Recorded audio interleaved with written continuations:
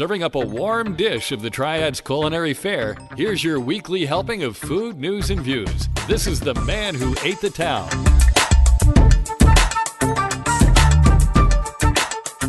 Hey folks, and welcome to episode 135 of the Man Who Ate the Town podcast. This is for the week of December 2nd through the 8th, 2019. My name is Tim Beeman. My name's Ray Morgan. And we're opening the recipe box. Ooh, I hadn't seen that recipe before. Yeah, that one fell out. We're recording this episode of the Man Who Ate the Town in the Les Desirable studio in the Lab Industry Hill. I want to apologize. I am a little bit under the weather, so I hope to still be my witty self. We'll see how that goes. I'll see if I can help you with that. All right. Did you have a good Thanksgiving? I had a wonderful Thanksgiving. Had a house full of people. My wife's family was here. Her mom, her brother, her aunt and uncle. We had one of the kids here. Nice. And just had a great time. We're still eating on the leftovers from all the food that we had here. Right on. You get this group of people together and say, all right, fix something really tasty, and yeah, you'll be in a food coma here in a couple hours. Yeah, we had a really good time too. It was a little low key. We got together earlier than we normally do, and I think that worked out best for all of us. But yeah, I had turkey salad yesterday and today for lunch, so yeah. Oh, I've got the carcass and was told specifically by my mother-in-law, if you're not going to make soup out of that, I'm taking it with me. So did she take it with her, or did you make soup out of it? No, I've got it. Okay. I am, make some stock out of that, and we'll have something tasty later on. Right on. All right, well, I have a few restaurant reviews to get to, but I first want to talk about some sad stuff here in town. It was officially announced this weekend that the Kuiper family will be closing the tavern in Old Salem at the end of the month. The Kuiper family purchased the Old Salem Tavern in 2012 from Gail Winston. They turned the place around and put it on the map. They revived and continued the Moravian chicken pie recipe and became a focus point for traffic driven to Old Salem. Now, the article in the Winston-Salem Journal says that Business 40 and other road closures are the culprit here, and that may play a part. But you know how I am about that Business 40 closure. Yes, it is bad, but it's not the end-all be-all of what's going on. But I've been talking to someone from within the organization, the Tavern in Old Salem, and they said that the building is in dire need of repairs and that the new president of the museum, whose name is Frank Vagnone, I guess, cares less about the preservation of the buildings and more about driving in money. So he doesn't want to do anything to fix it up because they are in dire need. The dumbwaiter needs replacing, the bathrooms, the plumbing, all this stuff needs to be upfit. And I think you have to spend money before you can make money, right? According to the article, and if I'm reading this correctly, Vagnone, I guess that's how you pronounce his name, knew about the Kuipers closing in August and has already had potential tenants contact him, even though they haven't started recruiting replacements. And they didn't officially announce anything until this weekend. So, and what Vagnone says to Michael Hastings is that they will take time to fix up the building. So my thing is, why don't they fix it now when the family who did all the breaking of their backs, shoveling, scraping the grease off by the shovelfuls from the floors and the walls to get all this stuff going to live a dream. But I know it's business. That's kind of shitty business, if you ask me. Take care of the ones who are already there, not unknowns. The person I talked to said that Vagnone wants the Kuipers gone, presumably because he can charge other tenants more. Yeah. This was a dream for Lori Kuiper, the matriarch of the family, who, along with her husband and two sons, Jordan and Jared, made this restaurant a destination. That's sad. It's sad it's not going to continue that way. Both Jordan and Jared have gone on to do other things, but I think that's kind of the way Rick and Lori made it up. You know, they say you get us started and you'll still own part of it, but you know, you chase your dreams. This is our dream. We're doing this. So many memories happen there. I would love to see the family start something new, but so many memories are there. I'm not saying everything was always sunshine and daisies, because it wasn't. But the place means a lot to so many folks. They even had a 30-year employee celebrate a milestone just a few weeks back. 30 years in a restaurant is saying something. Yeah, she was the host during the day. You know, for them during the day they have to wear the Old Salem costumes, and then at night they can go into their restaurant blacks. Right. So I hope again the Kuipers find something else to do, perhaps to keep that Moravian chicken pie going or something. I'd tell you the one thing that frustrated me about Old Salem, or the tavern at Old Salem, let me say that correctly. They would never market themselves. No, they wouldn't. They relied strictly on word of mouth, and I had a chance to talk to them multiple times over the years. And the comment that they would keep coming back to is, we're a little frustrated with the fact that we're the restaurant that people want to bring visitors to Winston-Salem to try. You know, let's check out Old Salem and let's go to eat at the restaurant there. But folks wouldn't just come there because it was Tuesday night and I'm hungry. Yeah. They never gave us a reason to do that. They think, they rely on their Saturday crew or their Saturday tours when people are off there. But, you know, a lot of people don't want to stand in line and wait because there usually is a wait. They don't want to stand in line and wait for lunch.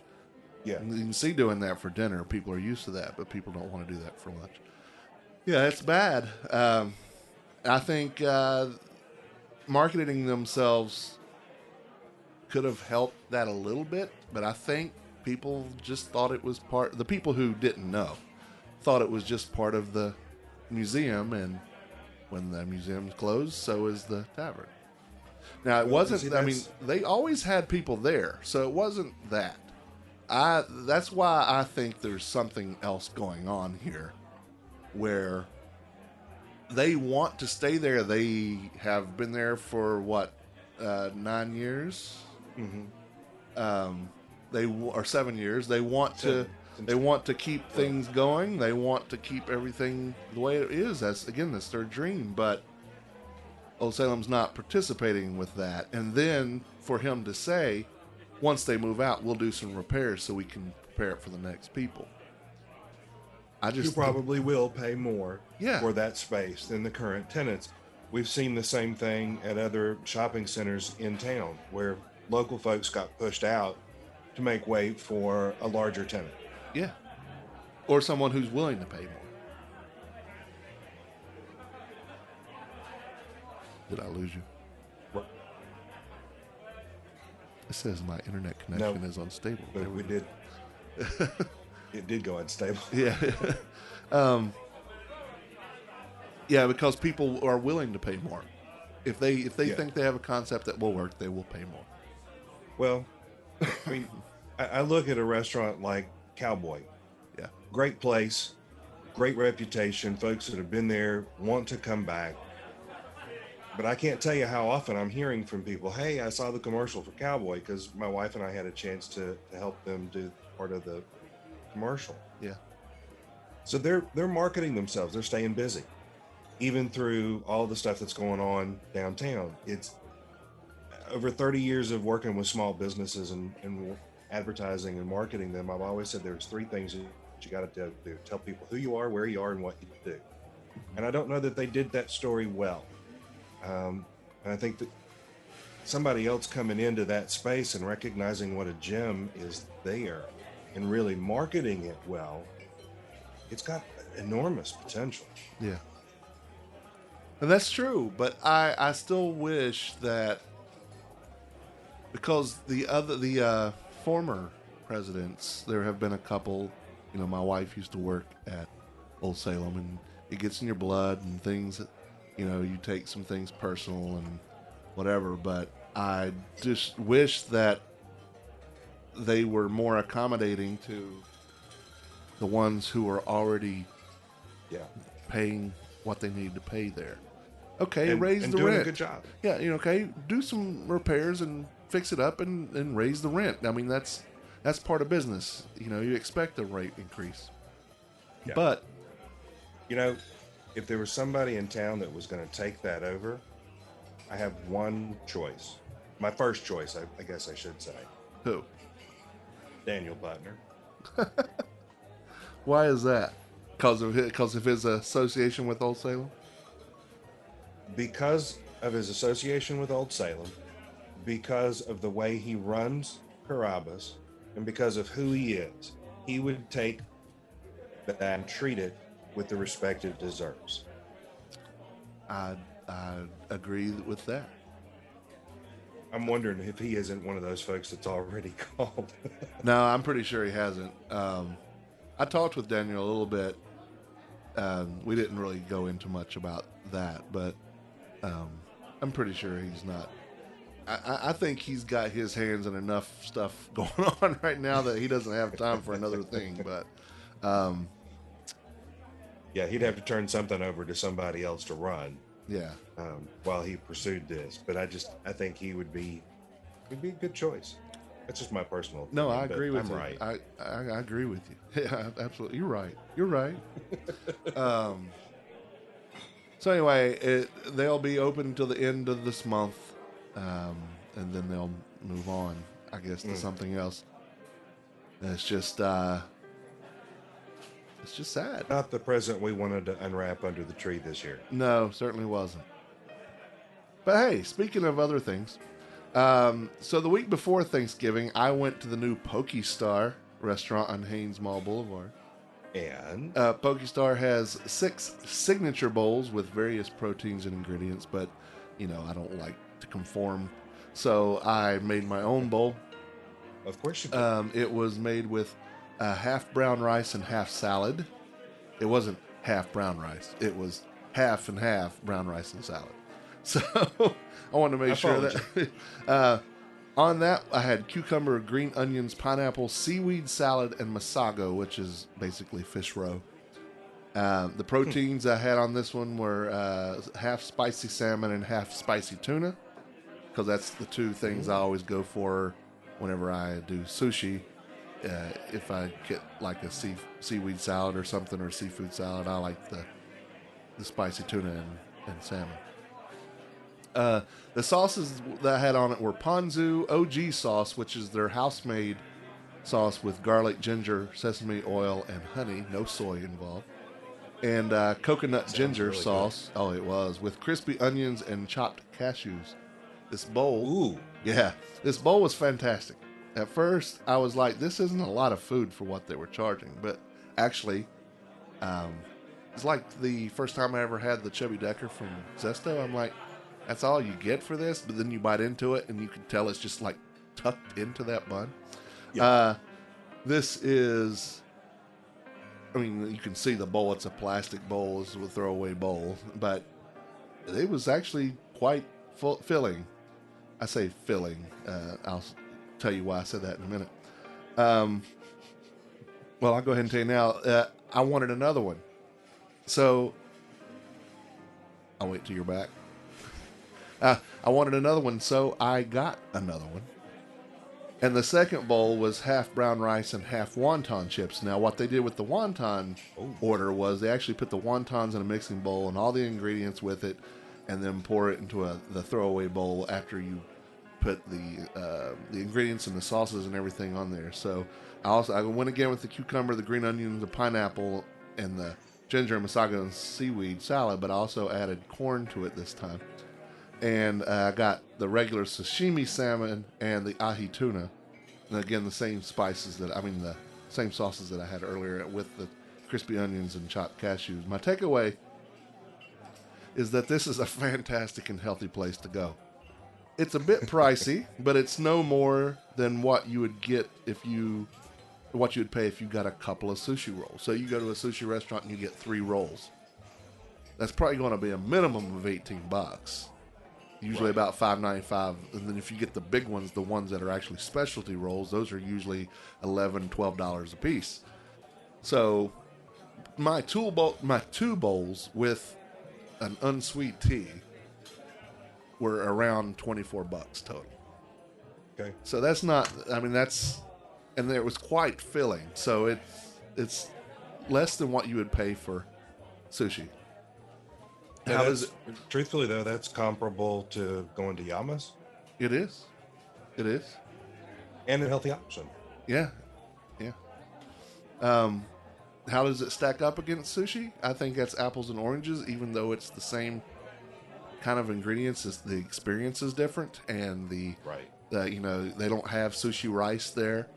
It's brown rice or white rice or wonton chips or salad or those things for the base, and then the ingredients that you put on there were really plentiful to choose from. And like I said, they don't use soy in their sauces. So for me, and having to watch sodium intake, Right. that's a big deal. That's a big deal. Street Team Steven and I went to the new Viva Chicken the Tuesday prior to Thanksgiving. We got the Pollo a la Brasa, which is rotisserie chicken with Peruvian spices. We got the half chicken. So it's the thigh, the leg, the breast. All right there. With that, we got the arroz chofa, which is Peruvian fried rice, and salterito, which is Peruvian corn salad. And as Steven said, we'd love to have a bowl of the arroz chofa, the fried rice, and a side of chicken. That fried rice was fantastic. It's probably the best fried rice I've Really? ever had in my life. Ever. Wow. It was seasoned perfectly. It had a little bit of cilantro and lime in there. Had a lot of... It was just... The spices were just perfect. The chicken was very moist. The chicken was flavorful. The Peruvian spices were great. It was a healthy thing. The corn salad, though... What's that for? Hi. Internet connection is unstable. It keeps saying. Hi. Hi. The salterito was okay, but it's probably the least impressive item in our tasting. It was basically lima beans and huge Peruvian corn.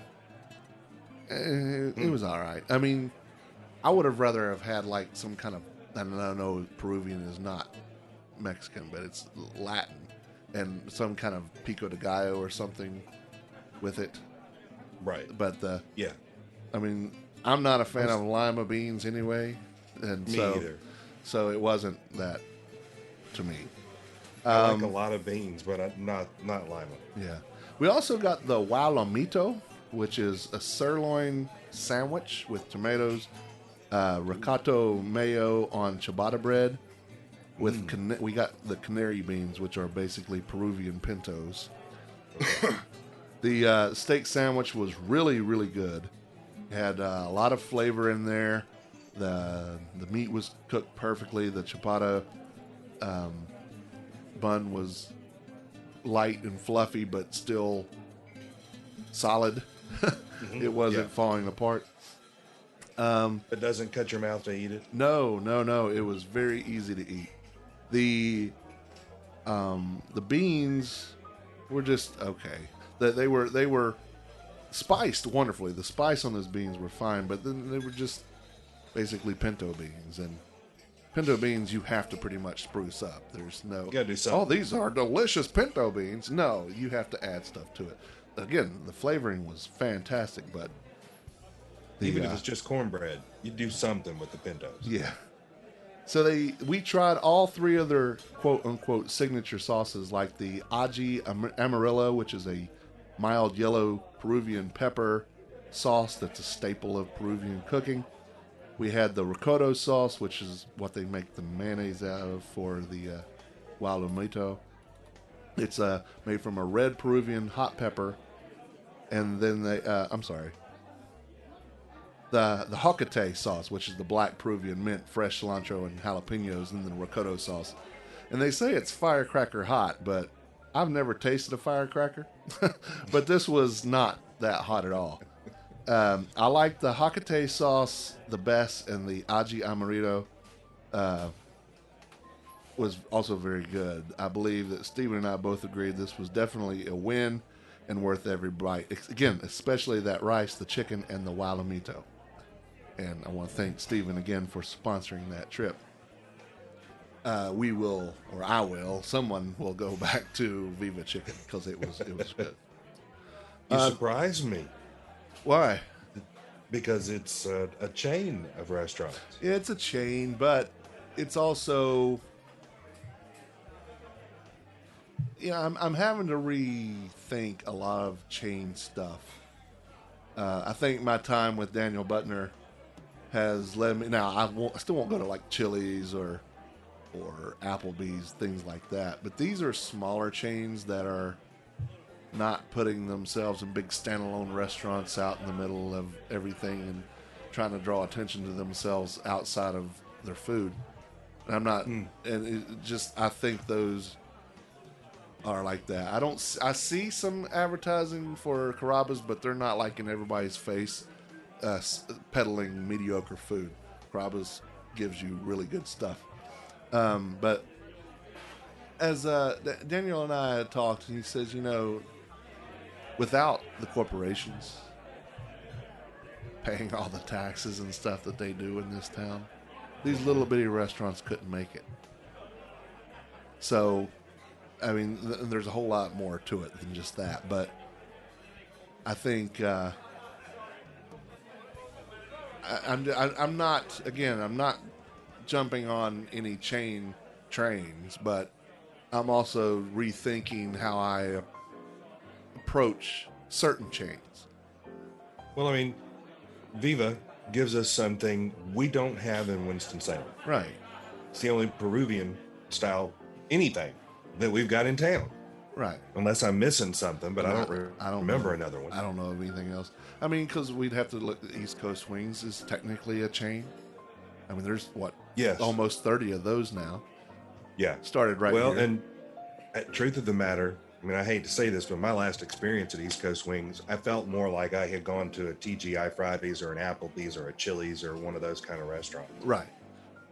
Yeah. At a certain point, it's like the local restaurant becomes an institutional restaurant when there's so many locations, because you can't, it's so hard to keep the day-to-day operations in line. Yeah. So they're buying in as big a bulk as they can, and quality goes down. Yeah, quality assurance is hard to maintain when it's that big. Yeah. East Coast Wing, King's Crab Shack technically could be a chain. I mean, there's two of those, and they want to bring more. So, I mean, the chain aspect, there's a big thing on Winston-Salem Eats. It's a private Facebook page for people to talk about food in Winston, and there's no chains, but there's a place for chains. Well, And Mellow you should- Mushroom, Yeah. right in the middle of the downtown. That's a chain. That does a lot for the community. And I love the way they do pizza. Yeah. I like their sandwiches better than I like their pizza, but the pizza's still good. And it's a cool place to hang out downtown. Yeah. I think they've been a nice contribution to the entire community down there. I agree. So, yeah, I find it interesting. I just wanted to point out that it appears that your attitude toward chains is evolving.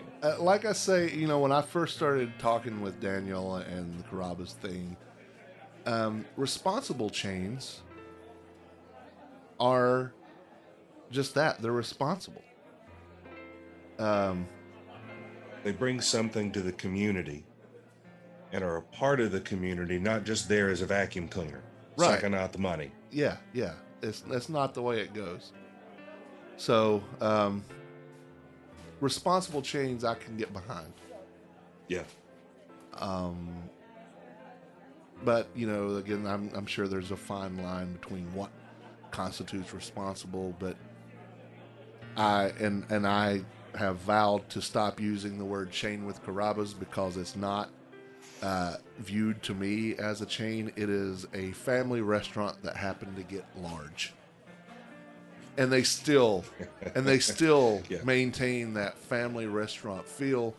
They still maintain the family restaurant quality, and they are not just Daniel, but all of his partner associates, from what I can tell, are big about responsibility for the community that they're in, and quality food. Not, I mean, I go to Carrabba's, and whenever I eat their food, and I'm not saying this because they're a sponsor, I was saying this before they ever sponsored anything. I just want it known that I do understand that coming out of my mouth, and they do pay me, that I have never felt when I was in there like I was in a chain. It's not like Carrabba's gets a bad rap from a lot of people, not me, but a lot of people, about being the other Olive Garden, and that's not the case. Olive Garden, I'll be honest with you, suck. They're not the same kind of restaurant at all. No, they're not. And people see the Italian part, and that's what they started talking about. And it's not. I mean, Olive Garden is cheap ass. It's pasta. Pasta. Whereas there may be some pasta at Carrabba's, but their focus is the grill. Yeah. Yeah. It's first and foremost a grill. Yeah. And, you know, at Olive Garden, I'm not likely to have the local owner come by and stop in and say, how you doing this evening? Not ask about the food, but ask how you're doing. Exactly. Yeah. Yeah. How are you doing? Yeah. And there's a pretty good possibility that's going to happen when you go in. Carrabba's. When I go to Carrabba's, of course, Daniel comes by and he talks to everybody at the table. But then you look around and he's at another table. It could be somebody that he's known that comes in there all the time. It could be somebody he's never met, but there he is. And, you know, just doing Daniel things. Yeah. So, well, he certainly wants. I think what he's looking for and what he achieves very well is that feeling of you're welcome here, and I'm glad to have you here. Yeah, absolutely. And very personable and appreciative of the business. He doesn't take that for granted. That's important. And of course, there's the money element involved. I mean, any business is open to make money. However, the money is about fourth or fifth on the list of things that he cares about when he's asking you, how are you? Yeah. So, well, speaking of Carrabba's, as a matter of fact, they have 2 wine dinners coming up, the 10th and the 17th. Those are both Tuesdays, correct? They are. Yeah. Next Tuesday and the Tuesday thereafter. So you've got time to go ahead and put it on your calendar. That's right. Clear everything out and get there. Right. This is the Best of Beringer wine dinner. I'm going to, he sent me some information, so I'm going to try to read this. 4-course wine, all Beringers, a 4-course meal with all Beringer wines. Bruschetta Lorena, penne with garlic rosemary cream, filet marsala with grilled asparagus. I think I've talked about that before. And chocolate bread pudding, and all those with Beringer wines. And, you know, Beringer's quality too, so. And then there's, that's the 13th and the, I'm not the 13th, the 10th and the 17th at 6:30. So go to carrabbas.com/wine dinner where you can RSVP for those. And then on the 18th, Wednesday the 18th at 6:30, it's Feast of the Seven Fishes, an Italian traditional wine dinner.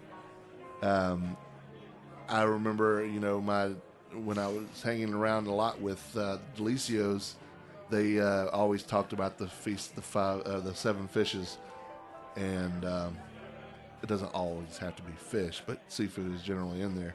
The course for that, and it is at 6:30 as well. That's $50 a person, where the Behringer is also $50 a person. So all of them $50. All of them start at 6:30.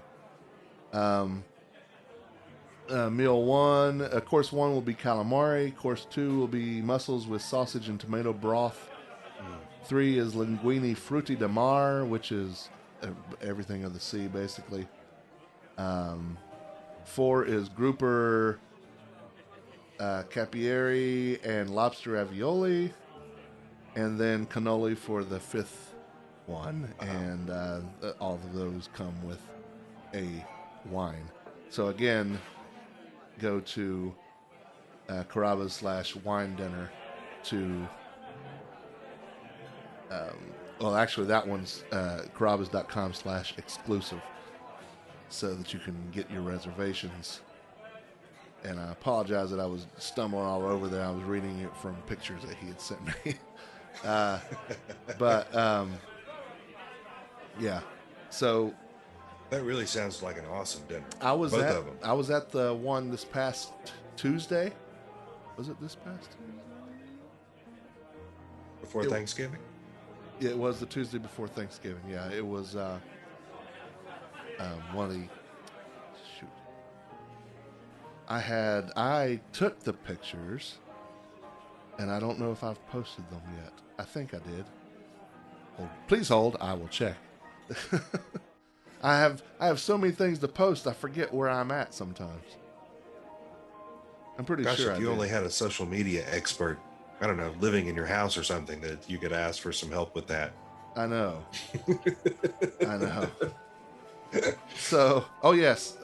The La Familia November wine dinner started with the Mama Mendoza's chicken, or Mandola, not Mendoza. Mama Mandola's Sicilian chicken soup. Yeah, that was the first course. Then there was the Johnny Rocco Vallone salad, named after Johnny Carrabba's dad and uncle Rocco. It was Johnny's godfather. Then we had the Penne Wheezy. Wheezy is Johnny Carrabba's sister, Mary Louise, who actually took time off of work to help him open the first restaurant. And that's what she would have every night as her shift meal, I guess. And so they just named it the Pasta Wheezy, or the Penne Wheezy, after her. I thought there has to be something else. It's not the connection to the Jeffersons. No. And then It's not that wheezy. Then the Johnny, which is obviously Johnny Carrabba's, is a combination of two Carrabba's favorites, the Tuscan grilled sirloin marsala, which was fantastic, and the signature chicken Bryan, named after Bryan, Texas, where the Carrabba family settled after moving to the United States. And then we finished it off with the strawberry sogno de cioccolata, which was a rich fudge brownie with chocolate mousse, fresh strawberry cream, and strawberry sauce. I'll be honest, I didn't really get much of the strawberry, but it didn't matter. Everything else was great. And the wines for all this was fantastic. The Gaha I can't say Carmancanda. Said in English, it is. It was really damn good. That's what it was. The translation equals damn, and that's what it was. Stuff right there. Yeah. So, again, I totally get behind you or whoever listeners should go to Carrabba's and try out the wine dinners. You have 3 chances in the next 2 weeks.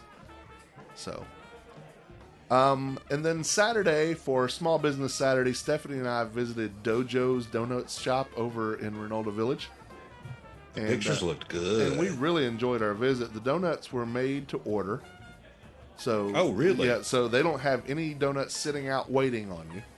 You order what you want, and then they make them in the back and bring them out. And they were hot, Ooh. Well, very warm. I won't say hot, but they're made to order, very warm, soft. Then they're cake-like, but not like that crappy chain out of Boston.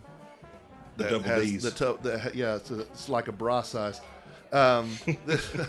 This is much, much better. Stephanie had the apple cider donut, and I had the maple glazed and the raspberry glazed donuts. They were warm, moist, and melted in your mouth. Actually, whenever I was handing her hers, it started to crumble. It wasn't like it wasn't cohesive. It was just warm and still so Yeah. good. So they should have a sign out front that says hot donuts now, always. Yeah, yeah, or just at least made to order, so Yeah. they don't, trip up any laws, copyright laws.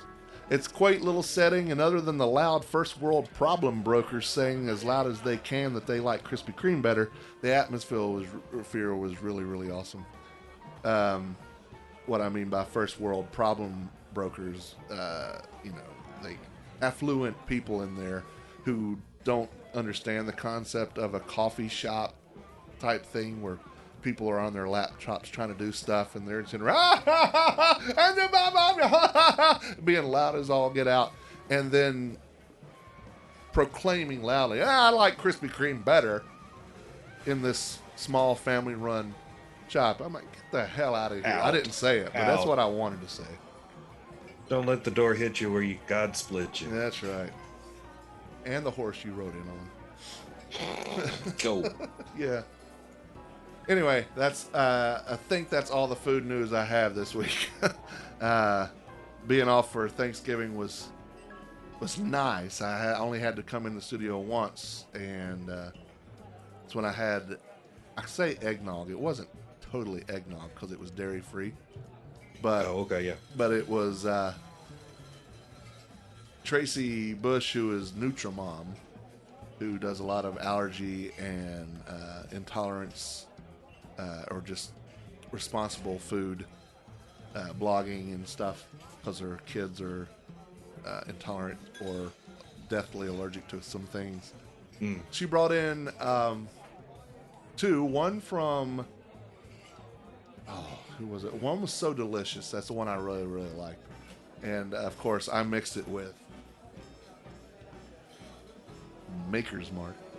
Oh, yes. And the other one was Blue Diamond almonds. So it was almond milk, and then one was coconut milk. I like the coconut one better, although the almond one was pretty good. I've never had almond milk before because it's not really milk because almonds don't have breasts. But Right. or I've recently switched over to almond milk just because I think I was having some issues with regular dairy. yeah. And truthfully, yes, there's a difference between the two, but I was kind of skeptical until I just started drinking it. Like, this is actually pretty good. Yeah, luckily I don't have that problem and I don't need to do that, but Stephanie does drink alternative milks at times. She doesn't do a lot of dairy, anything other than cheese, because cheese is awesome. But Well, yes. but We need more cheese in the world. yeah. But yeah, so I had the eggnog for the first time because I'd never had it other than when I was like 17 and no alcohol or anything. And someone, I'd never even heard of it. And someone mentioned it. I'm like, that sounds awful.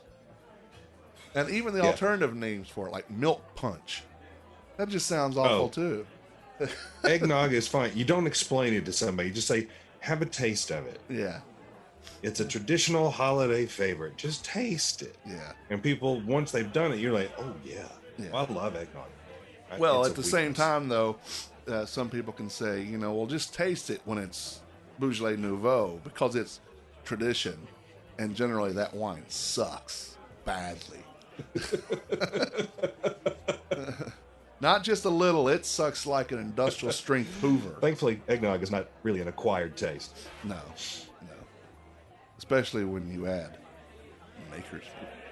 Maker's Mark in the eggnog makes it much, much, much better. Indeed.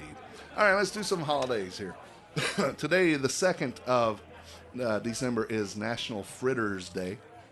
Ooh, let's go find some fritters. I think it's fritters of all kinds. Do they do those over at the dojo? I didn't see them on there. They may. I know that there are. When Stephanie worked at Old Salem, they made fritters, usually corn, Ooh. I think, or apple. There's a lot of apple stuff going over there. For the experience tours. Yeah, So I like apple fritters. I figured you would. You like apples and chocolate. It's pretty much your Peaches. as much as apples. Oh yeah, Okay. yeah, All right. and strawberries. Okay. I could go on. I'll stop. The What else is happening this week? In 1927, the first Model A Ford was sold for $385. Wow, it'd be worth a little more than that today. Yeah. In 1970, I didn't realize that I was less than 2 weeks older than the EPA, which began on this date in 1970. And thankfully, they've been so low key, nobody's ever heard a thing from them. Oh, yeah. Yeah. And they're still doing good work from what I understand. Wink, wink, nudge, nudge. In 1973, on the 2nd, Keith Moon of the rock group The Who smashed a bottle of ketchup against the wall of their hotel room, beginning $6,000 worth of damage to their hotel room and the group's overnight arrest in Montreal, Canada. The rock stars, 1974, official Major League Baseball's may now be made from rawhide other than just cowhide, and not just horsehide. I didn't know they were made from horsehide. I didn't know that either. I would have thought they would have always been cowhide. But, That makes what do more I know? sense. But we also know that footballs are not necessarily made of pigskin. Right. They used to be, but they haven't been for a long time. On the 3rd I'm of sorry, I keep September... hearing Joe Walsh in the back of my head with his song "Life's Been Good to Me So Far." Yeah, After the Who piece. yeah. Yeah. I live in hotels, tear out the walls. I have Yeah. accountants, pay for it all. Yep. Everybody said, oh, yeah. Okay. Oh yeah. On the 3rd, it's a day without a National Food Day. There's one of the days left in the year Yeah. without a food day? Now, I'm wondering if that's actually the day without National Food Day. Oh, okay. But, It shouldered everything out and said, "This is the day we'll have nothing." yeah. Come as you are. Let's or don't come at let's all. make it the chocolate and whiskey day. Okay. Like Maker's Mark? Maker's Mark. Just for that, I'm not gonna have a sip, but I can't Maybe. smell a whole lot, but I can smell this. Yeah, that'll cut through the sinuses. Yep. In Don't breathe too deep. 1901, in 1901, on the 3rd, I may have mentioned this before, but King Camp Gillette applied for the patent on his disposable razor. It was, I think, 4 years later when he finally got that. Glad to see that went through quick. Yeah. That PTO, man, that Patent and Trademark office, you really gotta, they're on the ball. In 1984, the world's worst industrial disaster happened in Bhopal, in India, after 40 tons of poisonous gas leaked out of a Union Carbide pesticide factory. About 3,800 people were killed and over 300,000 people suffered acute respiratory problems, burning eyes, and vomiting.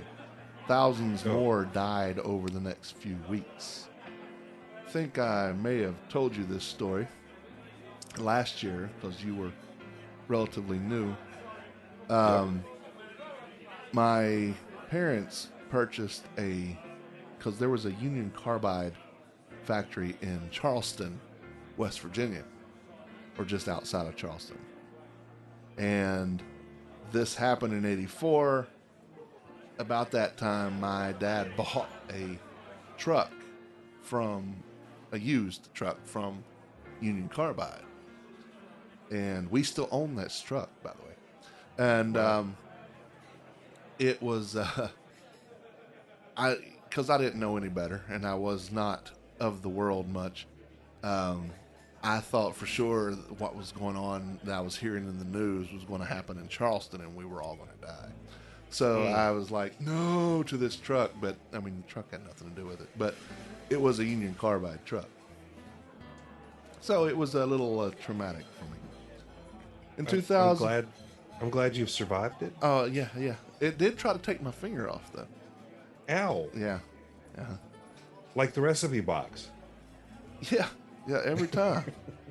2013, Detroit, Michigan officially becomes the largest city in the United States history to enter Chapter 9 bankruptcy. Wow. I thought that was longer ago, but it was actually just 6 years ago. Getting a call, are you?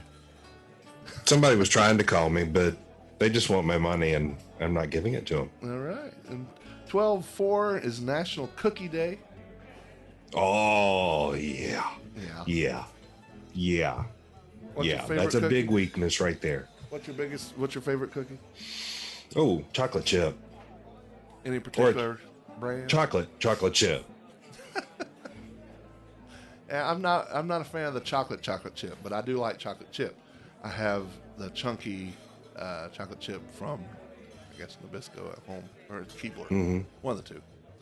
I've got some regular chocolate chip cookies that I got just last night, and I haven't cracked them yet, but somehow I think the day will not pass with those unopened.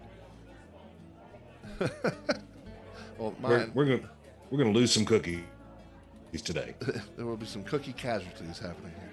Yes. On the 4th in 1812, Peter Galliard of Pennsylvania received a patent for a horse-drawn mowing machine. Okay. On the 4th in 1970, Cesar Chavez was jailed in California for refusing to cancel a United Farm Workers lettuce boycott. Can we go back just half a second? I'm just picturing the sales pitch for that horse-drawn lawnmower. Not only does it cut the grass, it fertilizes while it goes. Yeah. Don't pick that up. Just let it go. There we go. Spread that. Well, it'd be cool if when it was mowing, it actually, like, the poop went into this contraption that, like, you know, the cedars that do the spinning thing? Yeah. That would be Spins it around, spreads Yeah. it across the yard. Yeah, like that. One of my favorite videos of that rhinoceros in the zoo passing gas and pooping at the same time, and its tail's just going around, just spreading this stuff everywhere. Because, you know, poop and farts are funny. I have not seen that. I'll have to go looking for that. I will send it to you. Dude. On the 4th in 2012, Pizza Hut Canada produced 110 bottles of Eau de Pizza Hut perfume to commemorate reaching 100,000 Facebook fans. Wow, exciting. Eau de Pizza Hut. Eau de Pizza Hut, yeah, Who perfume. wants to smell like that? I mean, people go home and take a shower after working there. It's not like, yeah, I'm going to go out partying now. I smell like Pizza Hut. Yeah. Yeah. 12, Mark it up for another bad idea. 12/5 is World Soil Day. Soiled? Or Soil, just soil. Just soil. We're just going to talk about dirt. And it's also National Sarcher Tort Day. And it's For you to say. yeah, it's basically a chocolate pie with chocolate icing and chocolate. So it'd be your kind of Yeah. thing. I think I'd have to have a taste of that. Sure. Yep. On the That 5th, might even be worth an in-studio visit, just to let you know if something like that's coming. You call me. If I can get someone around here to make a Sarcher Tort, You call me. I will. I'll give you advance notice. Unlike the pimento cheese part. I'll give you advance notice, Yeah. but you didn't know they Yeah. was going to have samples. 1854. But I did go get some. Did I tell you that? You did. We literally went straight out and bought it, and man, it's good stuff. It is really good stuff. In 1854, on the 5th, Aaron Allen patented a folding chair, and setting up for banquets became a whole lot easier. So the folding Nice. chair, I guess the one that we still use that wrestlers beat each other over the back with and stuff. That was their primary purpose. Let me tell you, Mean Gene. Pap. In 1876, D.C. Stilson patented the Stilson wrench, the first practical pipe wrench, and then fixing that leaky pipe in the kitchen became a lot easier. 12.5 is about a whole lot of stuff getting easier, right? Wow. And those pipe wrenches, I mean, it's a very simple design, but it's also very effective, and they last forever. It's not like they wear out. I've got right. some that are 100 years old. In 1935, on the 5th, Ernest Brundon and Frank Leon set up the first commercial-scale hydroponic plant culture system. The patent was issued to them on December 1st the next year, and that made growing pot easier. There you go. See, again, about making it easy. That's right. In 1974, on the 5th, the BBC broadcast the last episode of Monty Python's Flying Circus. Oh, that's a sad day right there. And the funny thing is they're British, right? Monty Yes. Python. And the song that plays where Monty Python's Flying Circus is John Philip Sousa's Liberty Bell. So British using an American theme for their show. I bet they did that on purpose, though. Probably. Well, that and it really was the perfect song for them. It was. It was. And the only reason I've I always know the loved name Monty of Python. that is because when I saw the Piedmont Wind Symphony 3 weeks ago, they actually were doing John Philip Sousa, and that was one of the songs. There you go. Look at that. So you became better educated. That's right. There's culture in my blood at that point. In 1985, a bottle on They the have 5th, pills for that. an injection. Yeah, on the get rid of 5th, that culture. different kind of culture, I think. On the Oh, 5th, okay, of, okay. in 1985, a bottle of 1787 Chateau Lafite Bordeaux that had belonged to Thomas Jefferson sold at Christie's London for 105,000 British pounds, which was equivalent to $158,000. It's the For world's one most. bottle of wine. It's the world's most expensive wine. I wonder if they drank it yet. I don't know. I mean, I know wine ages, but there are just some wines that I don't know that I'd want to taste, especially that were, 190 years old at that point. Actually, 100 and more than that. Yeah, you got to wonder. Now, you give me a whiskey that's been aged that long, and I want to find out what that would be like, but not the wine. Yeah, that's actually 198 years. Yeah, I'd try the whiskey as long as it's not been opened, because it wouldn't keep anything at that point. On the 5th Right. in 2006, New York City became the first U.S. city to ban artificial trans fats in restaurant food when the Board of Health voted to ban them. And New York restaurants will have until that year, in 2007, actually, July 1st, to stop using frying oils with artery clogging trans fats. And we'll have to eliminate trans fats, easy for me to say, from all foods by July 1st, 2008. So I guess it's healthier to eat in New York now? I guess. There you go. And I'm sure all the cries of it, this will destroy the restaurant industry. Well, didn't happen. It did not happen. And the 6th of December, and it's National Gazpacho Day. Mm. You like cold soup? Depending. Okay. Microwave Oven Day. Well, we need to have a national holiday to celebrate Yeah. the thing that really made our life a lot easier. And then we learned just how long 30 seconds really is. It takes forever. And then you stir and go another 30 seconds. It's like, gosh, 30 seconds.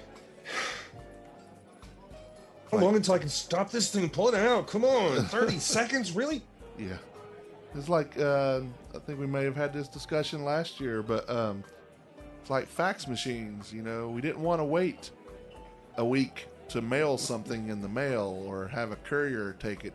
So we come up with fax machines and then realize that 30 seconds was way too long to wait for this to show up. Would you hurry up? Come on, print this out. Good Lord. So, Yeah. It used to take a week, but you've forgotten that. yeah. Because we are an instant gratification society. Yep. Instant gratification is not fast enough. Nope, it's not instant. And on the 6th, it's also National Bartender Appreciation Day. So appreciate those who take care of you. There are a number of them here in town that are worthy of appreciation. There are plenty of them indeed. On the 6th in 1492, Columbus sighted the island he named Hispaniola, which is now what we know as the same island that houses Haiti and the Dominican Republic. That was the year he sailed the ocean blue. It by the way. was. I thought you were going to say that, but you didn't. You let it go by, so I had to say it. I was a lob for you to pop Thank it you. out. And- Out of the park. On the 6th in 1866, the 2-mile-long, 5-foot diameter Chicago Lake Tunnel was completed.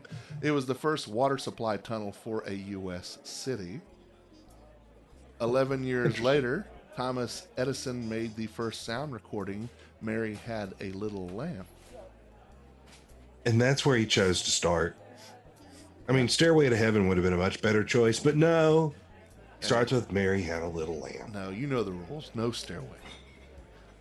Although I love Stairway to Heaven, but in 1964, on the 6th, Rudolph the Red-Nosed Reindeer Christmas special first aired on NBC. Oh, I always loved that. Bumbles, bounce. In 2014, a record 4.16 pound white Alba truffle from the Umbrian region of Italy sold in an auction for $61,250 to a Taiwanese buyer. Wow. A 4-pound One truffle. Wow. $61,000. That's an expensive plant. Let me see if I can grow some out here. Yeah. Okay. On the 7th of December is National Cotton Candy Day. Yeah, but it just melts in your mouth. Not in your hand. Well, it actually melts in your hand, too. It's not It like melts in M&Ms. anything. Yeah. It's Melts in the car. It's just Don't do whipped- that. Just whipped and wiry sugar is all it is. In Yeah. 1909, and on the 7th, Leo Hendrik Bakeland of Yonkers, New York, received a patent for Bakelite, the first plastic that did not soften when heated. Those black plastic knobs on stoves and distributor caps for car engines are examples of Bakelite. Interesting. In 1926, on the 7th, the Electrolux Serval Corp received the first U.S. patent for a household refrigerator cooled by a sealed gas refrigerant. I guess Not a it's- big chunk of ice. Right, so I guess it's the precursor to Freon, Right. Yeah. which And is you know, going away. nothing sucks like Electrolux. Actually, Easier to say. it's nothing sucks like a Hoover. Or is it Electrolux? That's right. Hoover's is, if it's a Hoover, it really sucks. There we go. One of my favorite things whenever I'm talking about how bad something sucks, I say it sucks like an industrial strength Hoover. Oh, okay. There you go. On the 8th of December, it's National Brownie Day. Oh, yeah. Yeah, I figured you'd Yeah. like that one. Because With a brownies, big a old lot of glob ice cream on top. chocolate and fudge and all that stuff. Yeah. Cake. Yeah. On the 8th in 1896, John T. White was issued a patent for an improved lemon squeezer. Ooh. I'm guessing it's the one like that you have now where it's either the kind where you're like putting it down on the pointed end with the ridges, or the Yeah. kind that you have the flip and use as a lever. I've got both, actually. I do too. I prefer, if I'm doing cooking, I prefer the squeezer thing, the lever. But if I am going to drink something, I use the actual twisty juicer. Yeah, the twister. Yeah. The twisty thing. Yeah.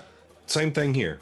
So you're gonna squeeze my lemon till the juice runs down your leg or something like that. Never mind. That was Zeppelin. Another Zeppelin reference. Tangerine. Yeah. Well, thank you. That's all the food holidays in history this week. Special thanks to James Ealer at foodreference.com for making us chuckle, roll our eyes, and being covertly perverted. So, covertly, sort of. Yeah. The man We who say it's covert. coverted, although everybody knew what we were talking about. The Man Who Ate the Town podcast is part of the Less Desirable Podcast Network. Along with this podcast, you can listen to Less Desirable, Beer Dads, Fan Interference, Apartment 5B, Beeswax, Vinyl, and more. And Maker's Mark? Maker's Mark. Not that we're sponsoring them or them sponsoring us. Sipping but NC, The Art of Drinking, which will hopefully be making a comeback. You can find all these podcasts and their latest episodes on our network website and directory, tldpodnetwork.com. You'll also find social media links to each one there as well. We'd greatly appreciate if you visited our sponsors, like Carrabba's Italian Grill, located at 587 South Stratford Road. Let Daniel demonstrate what a responsible large-scale family of restaurants looks like. Carrabba's takes the community it serves very seriously, and having a fantastic franchisee like Daniel certainly does not suck. Remember, he has 3 wine dinners coming in the next 2 weeks. Go to carrabbas.com/wine dinner for 2 of them and /exclusive for the 3rd. Follow them on social media. It's good stuff to look at. Or, look at the pictures of their food from my page. I like that better. Washington Perk and Provision Company. The Perk is located at 301 West 4th Street. You'll find a little bit of everything in the Perk: local fruits, veggies, meat, and dairy from local sources. Bingo Bango sodas made right here in Winston-Salem. Wolfie's custard and much more. Washington Perk is better than a convenience store, not quite a grocery store. On Facebook, they're Washington Perk, or on Instagram, they are at Washington Perk _DTWS. The Humblebee Shop is located 1003 Brookstown Avenue in the west end of downtown. You need to go to Instagram right now and look up the Humblebee Shop. Brittany is whipping up the batter on some delicious desserts, cakes, and muffins, be it regular, vegan, or gluten-free. The Humblebee Shop. The Humblebee Shop. I'm trying to hurry and get through this because my nose is so stopped up. Wants to challenge your perception of Scratch Made and leave you with an experience you couldn't possibly forget. For more information, follow them on Facebook and Instagram, or visit thehumblebeeshop.co. SHOPPE.co. Keep an eye on the blog and this podcast to find out more about food news and happenings around town. If you have food news, send us an email, tim@themanowaitthetown.com, or on Facebook, Instagram, or Twitter instant messengers. Like us on Facebook. On Twitter, we are Man Who Number 8 the Town. On Instagram, we are Man Who Ate the Town. My name's Tim. My name's Ray. And we're closing the recipe box. You out of the way? Yeah. It's like a spring-loaded box. Maybe we need a different box. We might need a different box. What a trap. What a box. Yeah. What's in the box?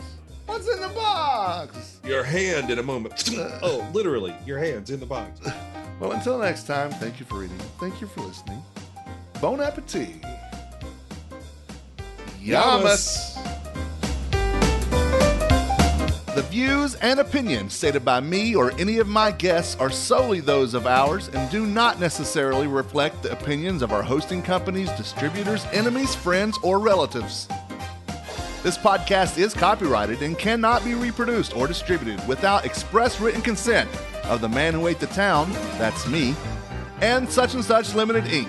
However, if you ask nicely, we'll probably let you.